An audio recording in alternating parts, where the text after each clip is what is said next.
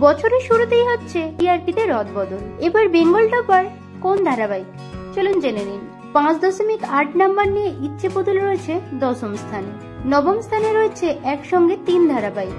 নতুন ধারাবাহিক কথা, তুমি আশেপাশে থাকলে ও হরগৌরী পাইস হোটেল। এদের রেটিং নাম্বার 6.0। 8ম স্থানে দখল করেছে 3 ধারাবাহিক, সন্ধ্যা তারা, জল থই থই ভালোবাসা ও লাভ বিয়ে আজকাল। এদের রেটিং নাম্বার 6.8। 7ম স্থানে রয়েছে 7.0 রেটিং নাম্বার নিয়ে তোমাদের রানী। 6ষ্ঠ স্থান নিয়েছে 2 ধারাবাহিক, অনুরাগের ছোঁয়া ও কার কাছে কই মনের কথা।